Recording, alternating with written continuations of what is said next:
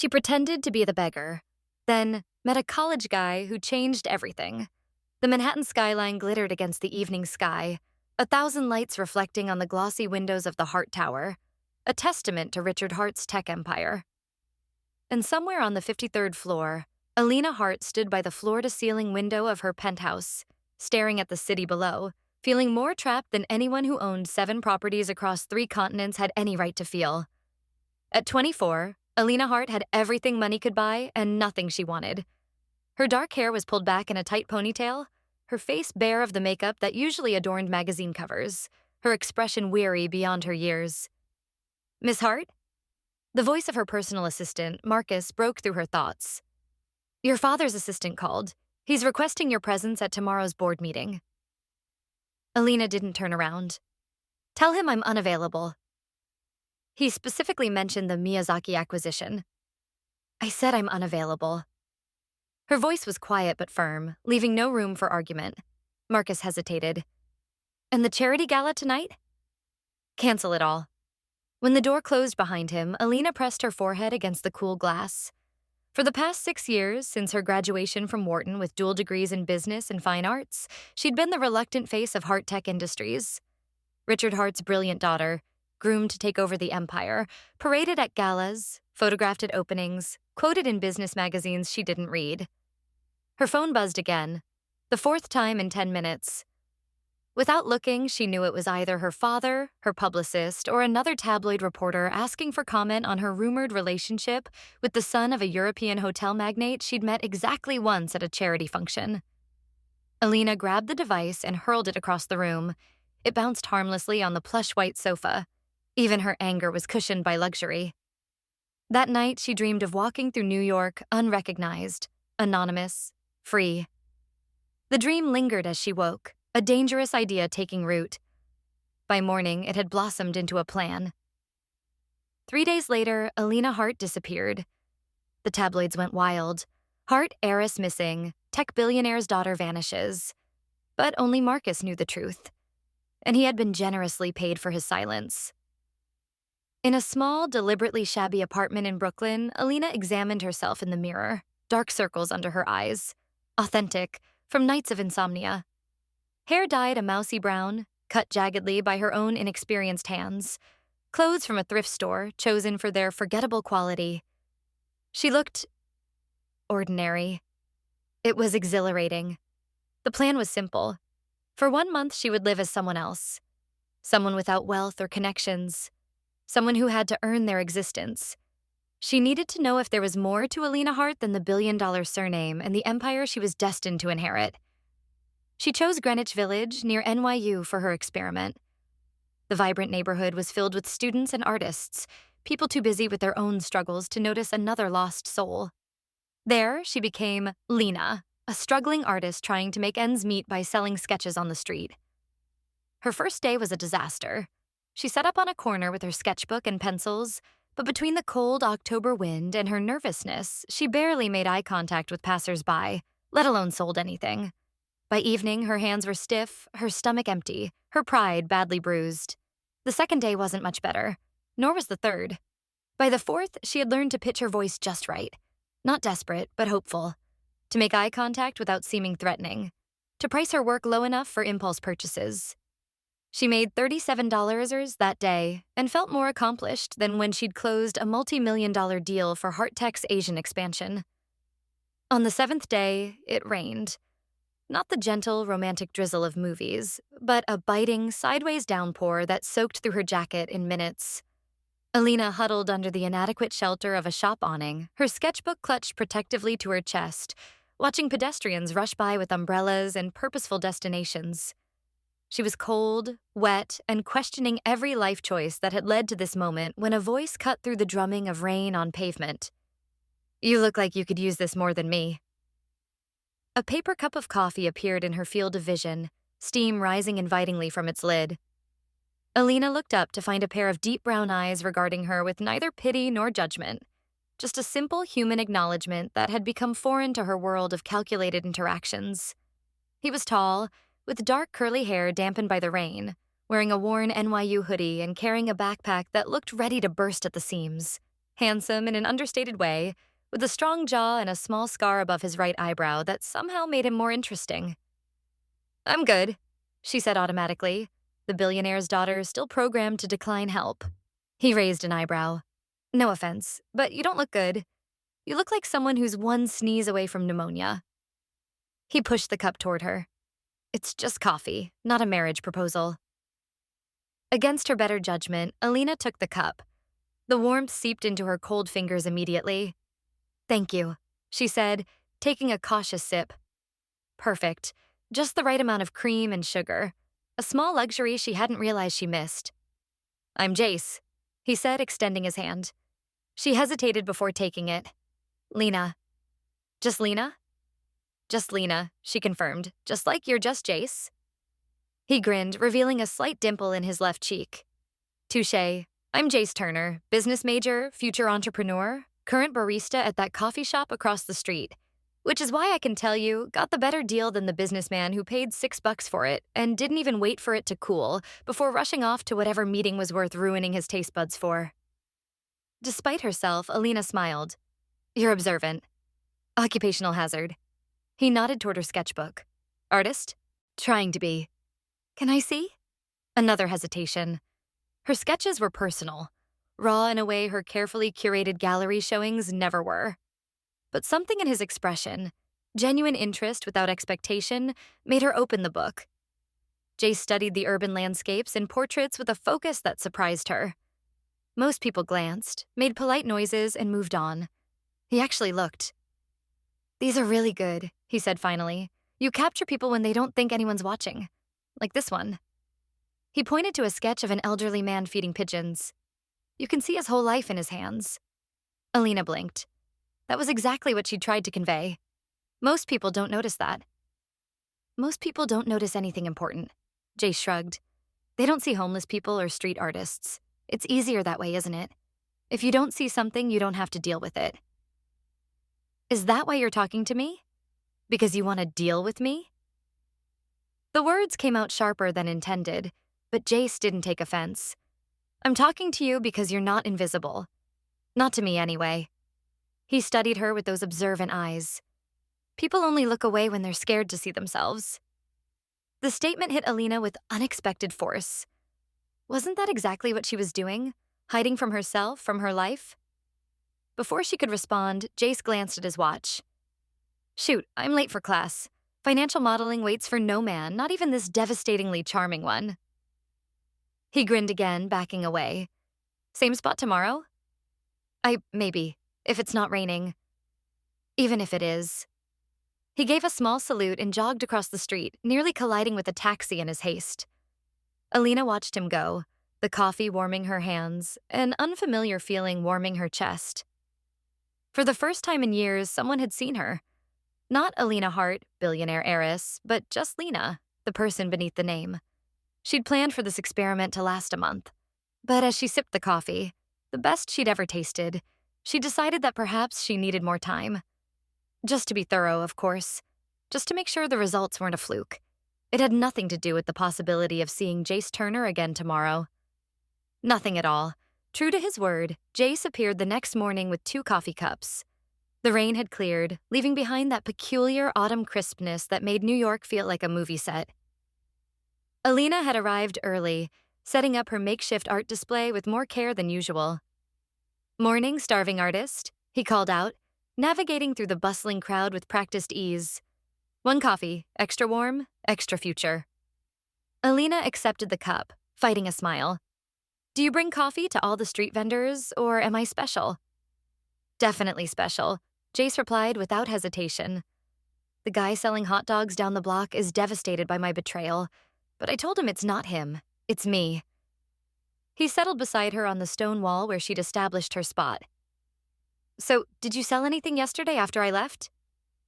2 sketches. She didn't add that she'd sold them at a desperate discount as the evening grew colder. Not exactly making a fortune here. "Yet," Jace added. "Not making a fortune yet." There was something disarming about his optimism. Not the toxic positivity she'd encountered in corporate motivational speakers, but a genuine belief that was somehow contagious. "What makes you so sure I'll succeed?" she asked. Because you're good. And because you're here instead of somewhere comfortable. He gestured around the bustling square. Anyone can say they want to be an artist. Not everyone will sit in the cold for it. If only he knew how comfortable her real life was. Guilt pricked at her conscience. What about you? She deflected. Future entrepreneur, you said? What's your big idea?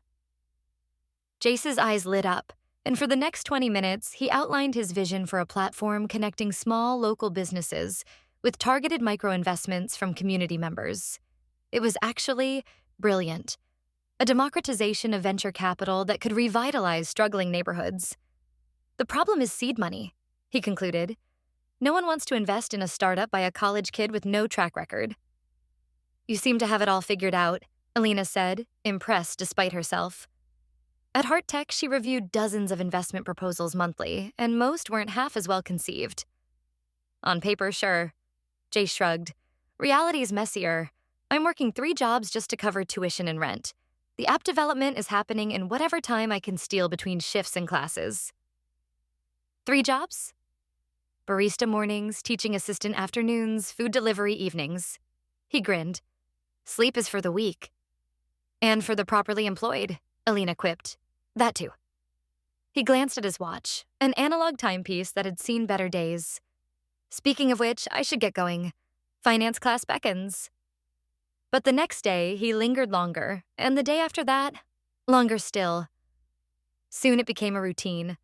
Jace would bring coffee, they'd talk for an hour about everything and nothing, and then he'd rush off to class or work. Sometimes he'd return in the evening and they'd walk through the village together, Alina sketching, Jace pointing out the hidden stories of the neighborhood. That building? Used to be a speakeasy during Prohibition. And that alley? Best jazz in the city, if you know which door to knock on. It was a New York Alina had never known. Vibrant, immediate, alive in a way the sanitized upper echelons of society could never be. Jace moved through it with an easy confidence, greeting bodega owners and street musicians by name, always introducing Lina as an artist you'll be reading about someday. 2 weeks into her charade, Alina realized she was falling for him. It wasn't just his looks, though those certainly didn't hurt, but his mind, his unwavering determination despite obstacles that would have crushed most people, his ability to find joy in small moments. One evening, as they sat in Washington Square Park, Alina sketching him while he studied for a finance exam, she found herself staring at his profile, the way the setting sun caught in his curls, the furrow of concentration between his brows. You're staring, he said without looking up from his textbook. I'm not staring. I'm observing. Artist's prerogative. Jace glanced up, catching her gaze. And what do you observe? That you're the most authentic person I've ever met. That you make me want to be honest in a way I haven't been my entire life. That you need a haircut, she said instead. He laughed, running a hand through his unruly curls. Probably true. It's just not in the budget this month. They fell into a comfortable silence. Alina continued sketching, capturing the determined set of his jaw, the hint of weariness around his eyes. You see the world like an artist, he said suddenly, looking at her drawing. Not many people do that without a price tag. What do you mean? Most people look at things in terms of value or utility. What can this do for me? How much is it worth? You see, essence. He tapped the sketch. You saw me studying and didn't draw business student or future entrepreneur. You drew someone trying. Alina swallowed against the sudden tightness in her throat. I draw what I see.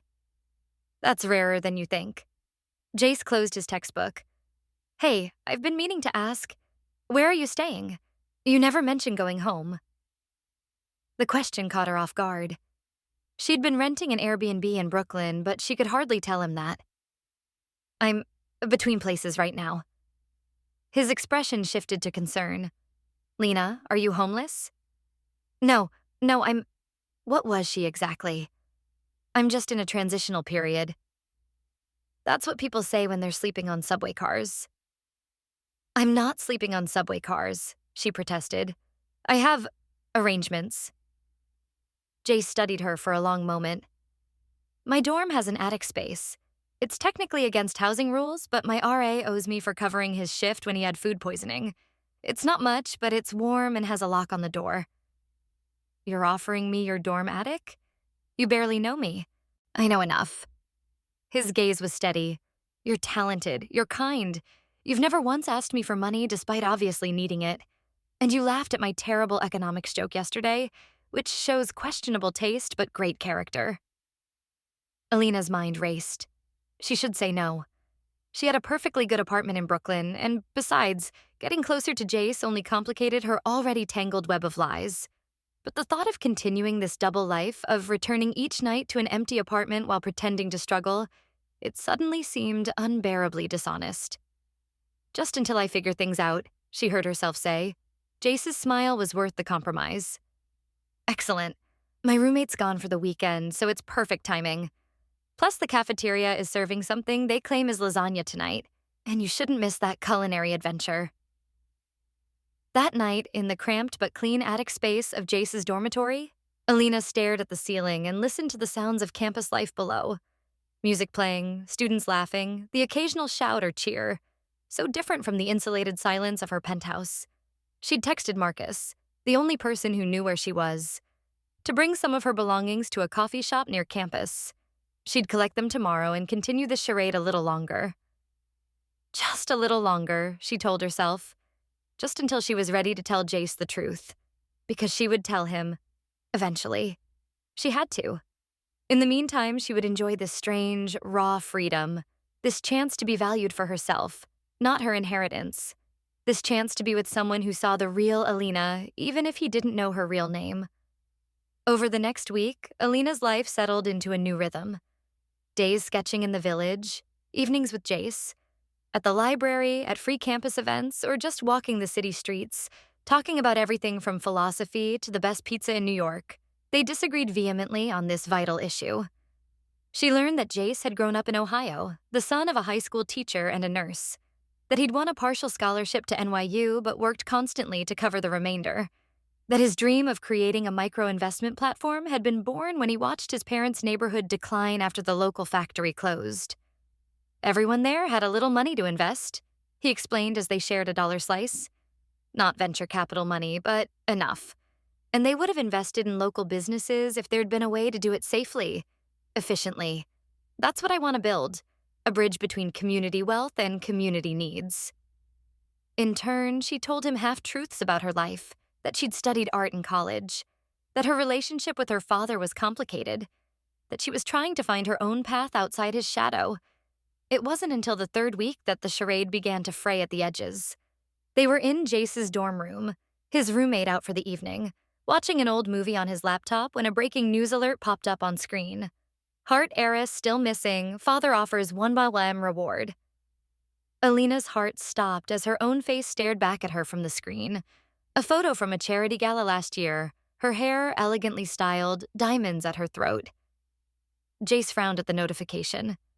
Crazy, right?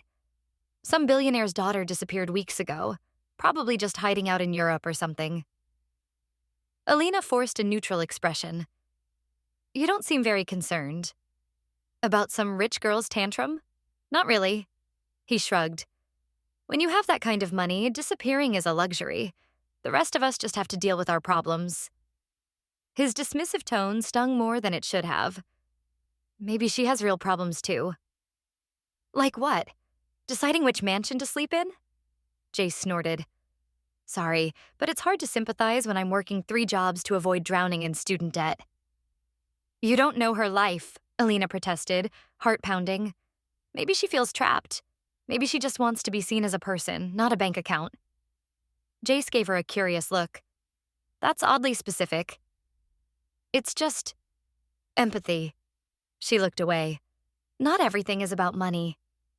Says someone who's never had to worry about it, Jace replied, but his tone was gentle. Look, I get it. Everyone has problems, but hers come with a safety net most people would kill for. Alina fell silent, a hollow feeling spreading in her chest. Was this how Jace would see her once he knew the truth? As a spoiled rich girl playing poverty tourist? Later that night, lying in the attic, she made a decision. She would tell him everything tomorrow. Whatever his reaction, she couldn't continue this deception. It wasn't fair to either of them.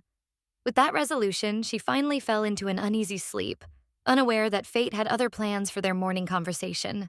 The universe has a way of unraveling even the most carefully constructed lies at precisely the wrong moment.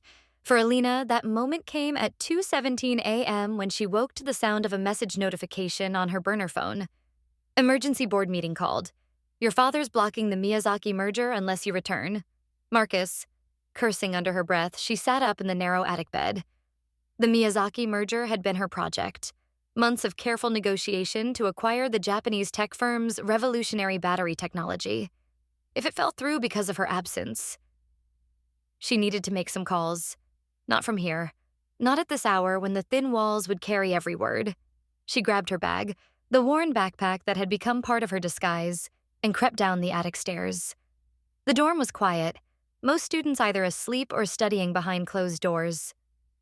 Alina moved silently through the hallway, planning to find a secluded spot on campus to handle this crisis. What she didn't plan for was Jace's door opening just as she passed it. Lina? His voice was thick with sleep, hair tousled. Everything okay? Fine, she whispered, just restless. Going for a walk. At 2 a.m., he frowned. Not the safest idea. Let me grab a jacket. No. The panic in her voice made him pause. I need some alone time. To think. He studied her face in the dim hallway light. Okay, but take my pepper spray. He disappeared back into his room and returned with a small canister. Back pocket of my jeans, he explained, handing it to her. College Survival 101. Their fingers brushed during the exchange, and her bag, precariously balanced on one shoulder, slipped, hitting the floor with a thud. The contents spilled across the carpet. Sketchbook, pencils, wallet, and, to her horror, the custom Hart family ring she'd forgotten was in the side pocket. It wasn't just any ring. It was a platinum band inset with blue diamonds arranged in the distinctive Hart Technologies logo, created by a famous designer for her 21st birthday.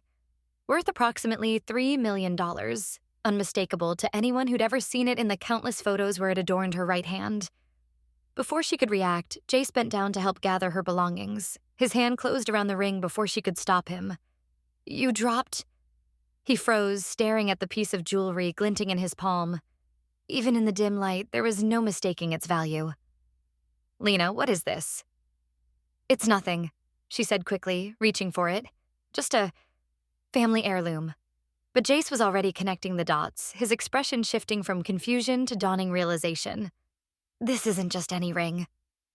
He looked from the ring to her face, seeing past the dyed hair and bare face to the features that had graced so many magazine covers. Oh my God. Jace, I can explain. You're her. His voice was flat. You're Alina Hart. The silence that followed felt eternal. Alina didn't deny it. Couldn't deny it. The relief of finally being discovered warred with terror at what would come next. I should go, she whispered, gathering the rest of her belongings with trembling hands. Were you ever going to tell me? The hurt in his voice cut deeper than anger would have. Tomorrow, actually. A bitter laugh escaped her. I'd decided tonight that I would tell you everything tomorrow. Convenient timing. It's the truth. She stood, clutching her bag like a shield. I never meant to... To what? Lie? Use me? Study the quaint lifestyle of the struggling student? The warmth that had always characterized his expression was gone, replaced by something cold and distant. That's not what this was. Then what was it, Alina? Or should I still call you Lina? Which lie do you prefer? She flinched at the harshness in his voice. I needed to escape, to see if people could value me for something other than my name, my father's money. So this was what? A social experiment? And I was your lab rat? No, you were... She stopped, unable to articulate exactly what he had become to her. You were the first person in years who saw me. Really saw me. Jace ran a hand through his hair, his expression conflicted. You should go. Jace, I need to think, okay? This is... a lot. Alina nodded, swallowing the plea that rose to her lips. She took a step toward the exit, then paused. For what it's worth, these past weeks have been the most real of my life. He didn't answer, and she didn't wait for him to find the words. With one last look at his face, memorizing the contours she'd sketched so many times, she walked away. Jace watched her go, the $1 million ring still clutched in his fist. When the door closed behind her, he returned to his room and did the one thing he'd promised himself he wouldn't do. He Googled her. The search results were overwhelming. Alina Hart, sole heir to the Hart Tech fortune. Estimated net worth, $3.2 billion. Graduate of Wharton with dual degrees. Board member at 22. Patron of the arts. Rumored to be engaged to European hotel heir. Currently missing. And there she was in image after image. At galas, tech conferences, charity events. Looking polished, perfect, and utterly unlike the woman who'd laughed with him over dollar pizza and sketched his portrait in Washington Square Park. Yet it was her. The same eyes, the same slight dimple when she smiled genuinely, which, he noticed now, was rare in these professional photos. He clicked on a video, Alina giving a speech at a tech conference, her voice confident as she outlined Hart Tech's vision for sustainable energy solutions. It was a good speech, passionate, intelligent, but her eyes never quite lit up the way they did when she talked about her art. Another decision made, another night of restless sleep. Morning found Alina back in her Brooklyn apartment, hair wet from washing out the temporary dye, surrounded by the trappings of her real life that now felt like props on a stage set. Her encrypted phone, the one Marcus had insisted she keep for emergencies, buzzed with notifications. 47 missed calls, 112 messages. She ignored them all and called the only number that mattered right now. Car service for Miss Hart, she instructed when the operator answered. Pick up in 1 hour. Destination, Hart Tower. It was time to reclaim her life, to face her father, to end the charade once and for all. But first, she had a confession to make. Not to Richard Hart, but to Jace Turner. She owed him that much. A full explanation, face to face, before she disappeared back into the world of board meetings and billion-dollar decisions. She drafted and deleted a dozen text messages before settling on simplicity. I'm coming by around noon. If you don't want to see me, just say so and I'll understand. His reply came quickly. I'll be here. Jace's dorm room looked smaller in daylight, the posters on the wall and cluttered desk reminding Alina of just how different their worlds were. He sat on the edge of his bed, she on his roommate's desk chair, an awkward 3 feet separating them. I owe you an explanation, she began. You don't owe me anything. His voice was carefully neutral. We've known each other 3 weeks. You don't owe me your life story. I want to tell you anyway. She took a deep breath. I've been suffocating in my life for years. Every decision made for me, every relationship calculated for strategic advantage, every word I say scrutinized for stock market implications. 3 weeks ago, I just broke. I needed to know if there was anything to me beyond the Hart name. Jace listened without interruption, his expression unreadable. I never expected to meet someone like you, she continued. Someone who saw value in my art, not as an investment but as expression. Who talked to me like a person, not an asset. She held his gaze. I've been lying about my name, my background, but everything else, everything between us, that was real. Why tell me now? He asked quietly. Why not just disappear back to your real life? Because you deserve the truth, and because I'm falling in love with you? She couldn't say. Because you matter to me. Jace was silent for a long moment, studying her face as if seeing her for the first time. Finally, he reached into his pocket and pulled out her ring. I know who you are, he said, holding it out to her. I found the ring last night. I already knew when you left. The admission stunned her. You knew? Why didn't you say anything? I needed to process. It's not every day you find out the struggling artist you've been. He paused, carefully choosing his words. Getting to know is actually one of the richest women in America. And now? Have you processed it? I'm working on it. He ran a hand through his hair, a gesture she'd come to recognize as his thinking mode. It's a lot, Alina. You tested me like a project. You didn't trust me with the truth. I was going to tell you. After what? After deciding if I passed your test? If I was worthy of knowing the real you? The hurt in his voice was unmistakable. That's worse than any lie, don't you see that? Alina felt the weight of his words like a physical blow. He was right. She'd kept her secret out of fear, but also out of a desire to control the narrative, to ensure he saw her exactly as she wanted to be seen. "I'm sorry," she said softly. "You're right. I was wrong." Jace sighed, some of the tension leaving his shoulders. "For what it's worth, I understand why you did it. I don't agree with it, but I understand. Where does that leave us?" He looked at her for a long moment, his expression softening. "I don't know. I need time, Alina. It's complicated." It was a rejection wrapped in kindness, and they both knew it. Alina nodded, accepting the ring from his outstretched hand, their fingers brushing one last time. "I'm going back today," she said, slipping the ring into her pocket rather than onto her finger. "My father's threatening to block a merger I've been working on for months. People could lose their jobs if it falls through." Back to being Alina Hart, savior of corporate America? There was no malice in his tone, just resignation. "Back to trying to use what I have to do some good." She stood, smoothing down her simple blouse. Designer, though not obviously so. "Your idea, by the way, the micro-investment platform? It's brilliant. You should pursue it." "With what capital?" Jace gave a hollow laugh. "Don't worry about it. I'll figure something out, like I always do." She wanted to offer him funding on the spot. Hart Tech's venture division had invested in projects with far less potential, but she knew he would see it as charity, or worse, as a payoff for his silence. "Goodbye, Jace," she said instead, committing his face to memory once more. "Thank you for seeing me." He didn't stop her as she walked out. Didn't call after her or make promises about staying in touch. It was a clean break. Painful, but necessary. As her driver pulled away from the curb, Alina looked back at the dormitory one last time. In another life, perhaps. But she didn't have the luxury of another life. She had responsibilities, expectations, a name that opened doors and closed others. And now she had memories, too. Of coffee on rainy mornings, of laughter in Washington Square Park, of being seen for herself, just once, before returning to the spotlight. The Hart Tower's executive elevator required a biometric scan, a precaution implemented during Alina's absence, according to Marcus, who met her in the private parking garage. "Your father's in the conference room," he informed her as they ascended.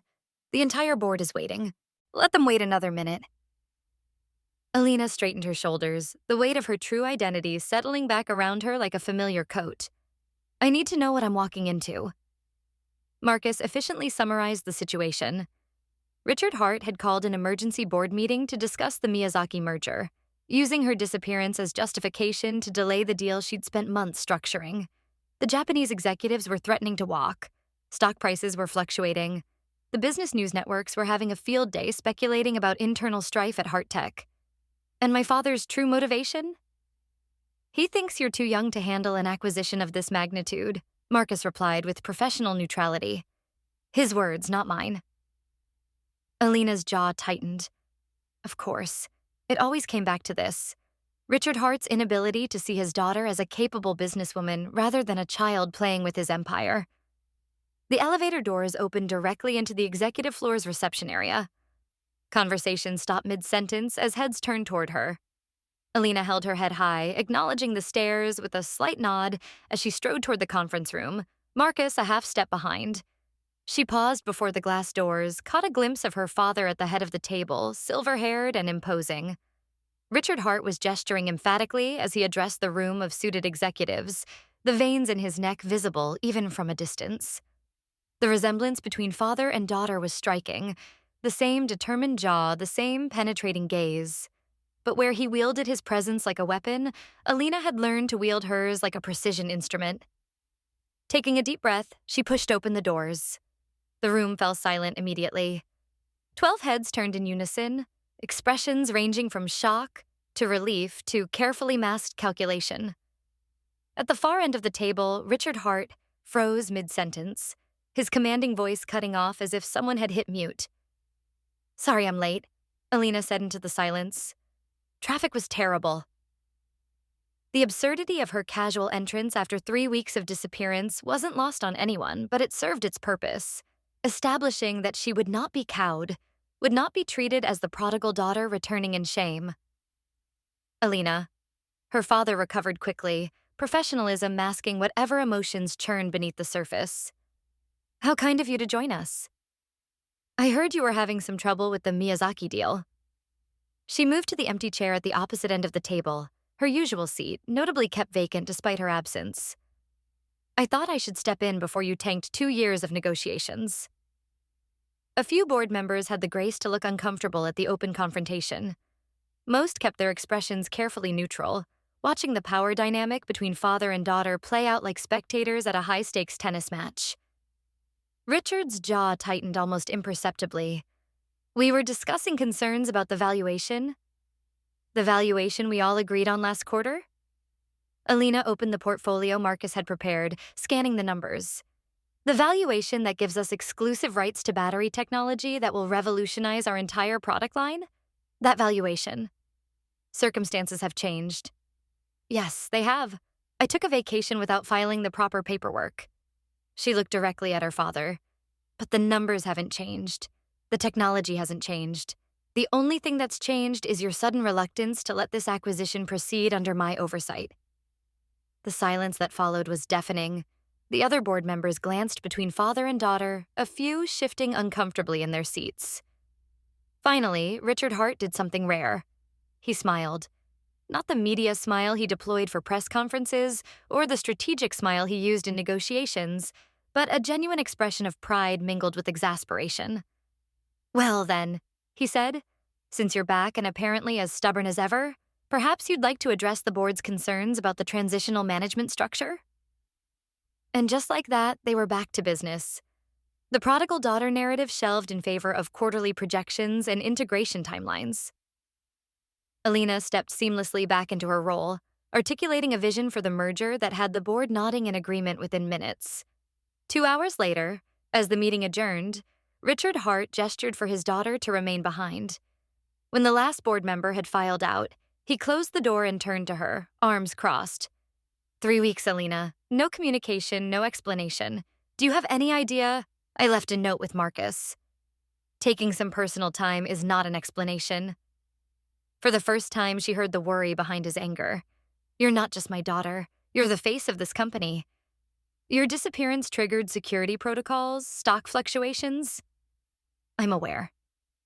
Are you? Are you aware that I've had private investigators searching for you? That there are conspiracy theories about corporate espionage circulating online? That your mother has been calling me daily from her retreat in Bali, convinced you'd been kidnapped? Alina winced at the mention of her mother, who had divorced Richard when Alina was 12 and maintained a deliberately distant relationship with both of them, punctuated by occasional crises of maternal concern. I needed space, she said simply. Richard studied her face, his anger gradually giving way to curiosity. And did you find what you were looking for in this space? Had she? Alina thought of Jace, of coffee in the rain, of sketching without pressure or expectation, of conversations that had nothing to do with market share or brand positioning. I found perspective, she answered carefully. Her father nodded slowly. Well, I suppose that's worth something. He moved to the window, looking out over the Manhattan skyline, a view he'd worked his entire life to attain. You know, when I was building this company, there were times I wanted to walk away too. The pressure, the constant scrutiny, it's isolating. The admission surprised her. Richard Hart never spoke of weakness, of doubt. Why didn't you? She asked. He turned back to her, his expression softening. Because running away doesn't solve the fundamental problem. If you're not happy with the person you are in one life, you won't be happy with that person in another. The words hit uncomfortably close to home. Hadn't she discovered exactly that? Even as just Lina, she'd carried the same insecurities, the same need for validation, just expressed differently. I'm not running away, she said finally. I'm running towards something. I just need to figure out what that is. Richard considered this, then nodded. Fair enough. But next time, perhaps a memo rather than a disappearing act? It was as close to an understanding as they were likely to reach. Alina nodded, accepting the olive branch for what it was. Now, Richard continued, returning to his usual businesslike tone, There's the matter of the press. We need a statement explaining your absence. Personal retreat for creative rejuvenation, Alina supplied promptly. Preparing for my upcoming art installation benefiting urban education. Her father raised an eyebrow. And is there such an installation? There will be. The idea formed as she spoke it. An exhibition of urban sketches, proceeds going to art programs in underfunded schools. Something meaningful, something tangible, something that bridged Alina Hart and just Lina. Very well. Richard gathered his papers. I expect you in the office tomorrow.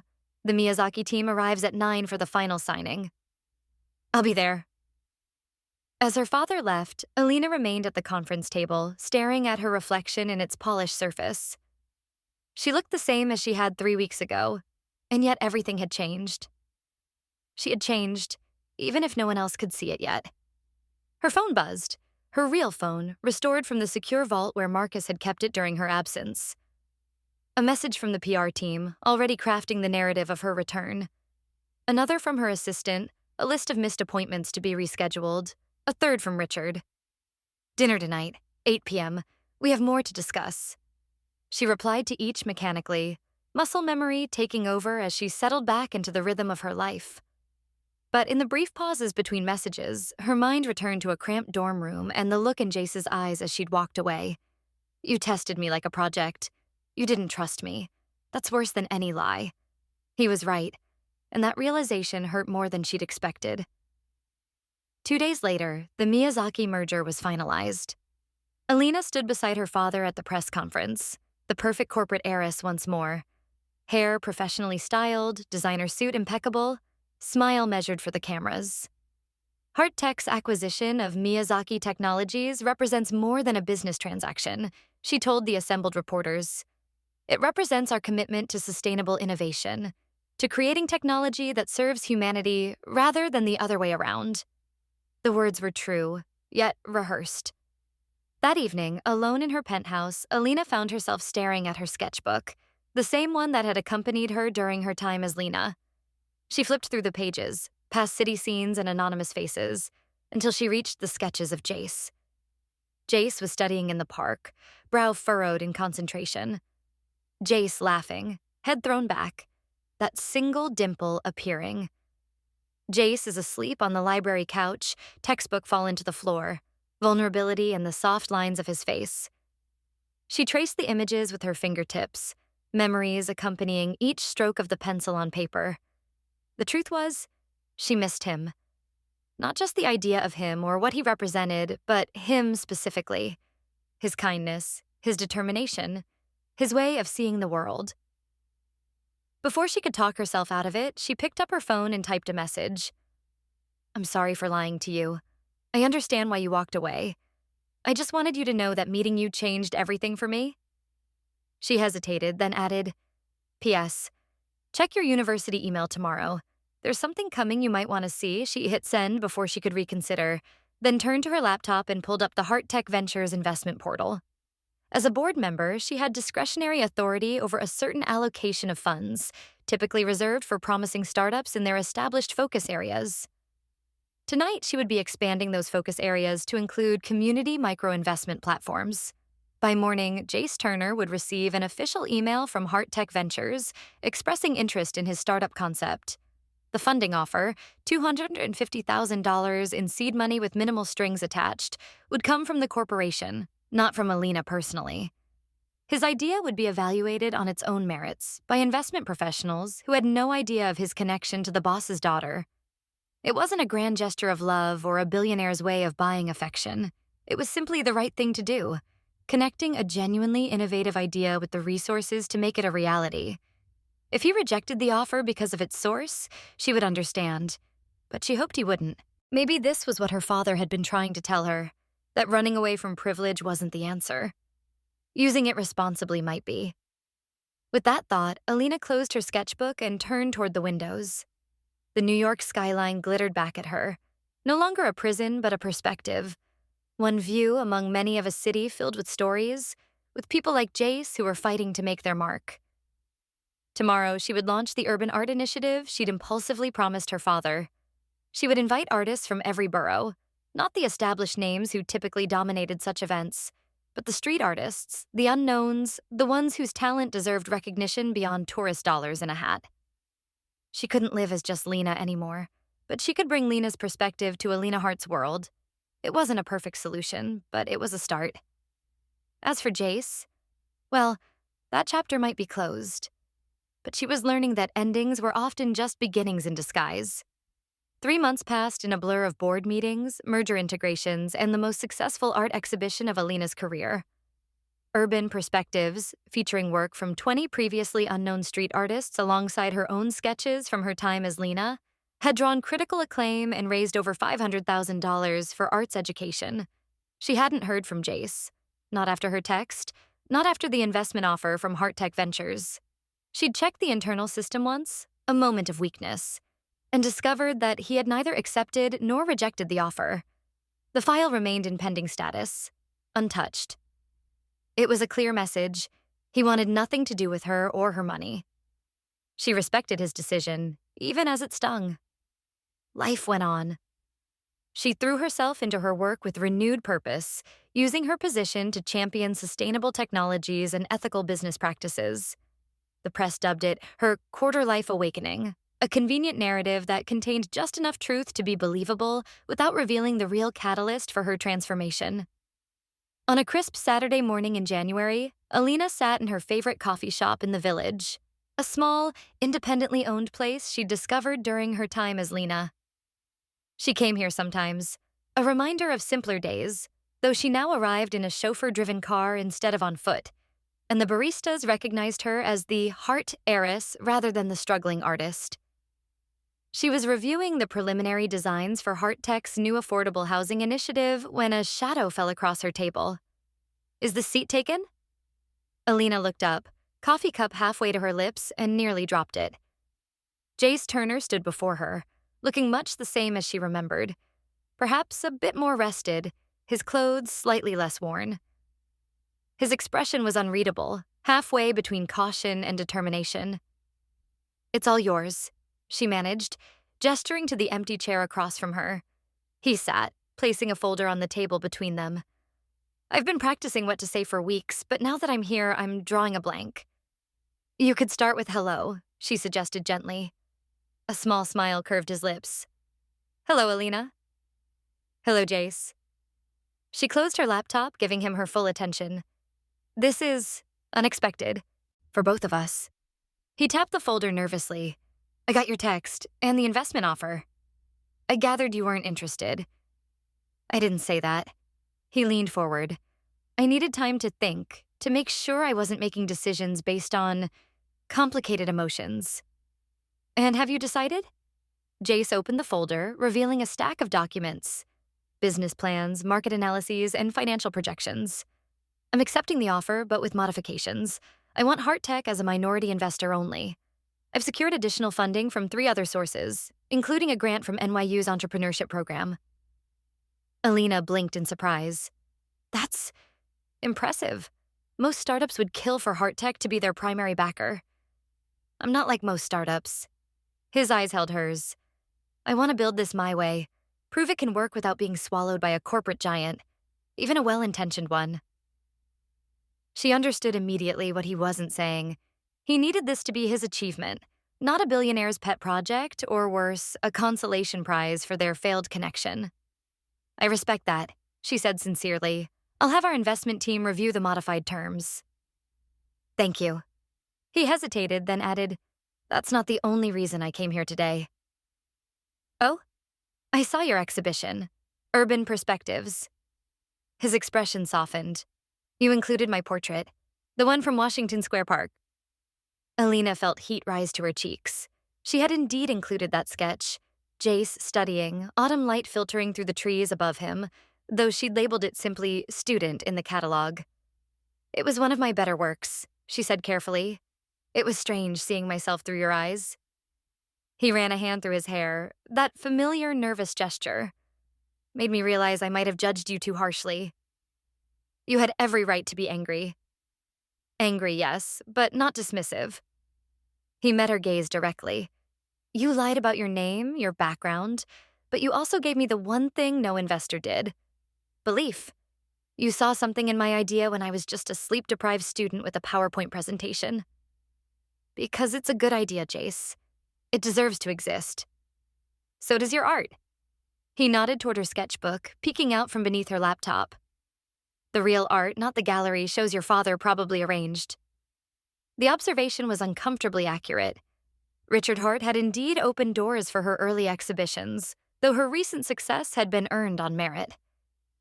I'm trying to find a balance, she admitted, between who I was raised to be and who I want to become. Jace nodded slowly. I can understand that.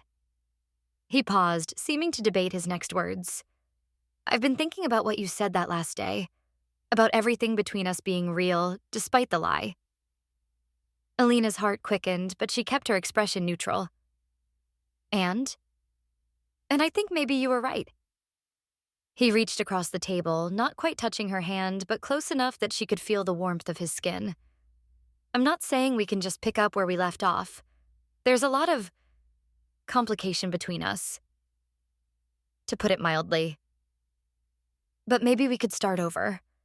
Not as Lina and Jace from the park, and not as a billionaire heiress and struggling entrepreneur. Just as two people who see something in each other worth exploring.